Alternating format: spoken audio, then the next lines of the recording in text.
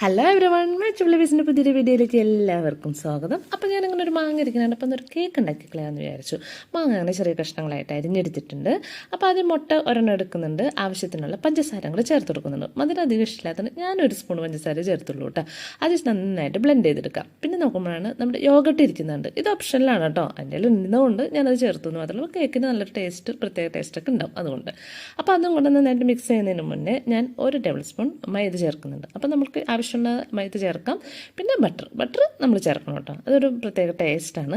അപ്പോൾ ഇതെല്ലാം കൂടെ നന്നായിട്ടൊന്ന് മിക്സ് ചെയ്തെടുത്ത് കുറേശ്ശെ പാലും കൂടെ ചേർത്ത് കൊടുത്ത് നന്നായിട്ട് ഇതേ ഒരു തിക്നെസ്സിൽ നമുക്ക് മിക്സ് ചെയ്തെടുക്കാം. ബട്ടറും ഒക്കെ നമുക്ക് എത്ര വേണമെങ്കിലും ചേർക്കാം കേട്ടോ, അത് നല്ല ടേസ്റ്റി ആയിട്ടാണല്ലോ. പിന്നെ നമ്മളുടെ ബേക്കിംഗ് സോഡയും ചേർത്ത് കുറച്ച് ഒരു നുള്ളുപ്പും ചേർത്തിട്ട് മിക്സ് ചെയ്തെടുത്തിട്ടുണ്ട്. പാത്രത്തിലേക്ക് നെയ്യാണ് ഞാൻ പുരട്ടിയിട്ടുള്ളത്. ബട്ടർ ചേർത്താലും മതി, നെയ്യ് പുരട്ടി നമ്മുടെ ബട്ടർ പേപ്പറും വെച്ചിട്ട് നമ്മൾ മിക്സ് ചെയ്തെടുത്ത മിക്സ് അതിനകത്തേക്ക് ഒഴിച്ചു കൊടുക്കുന്നുണ്ട്.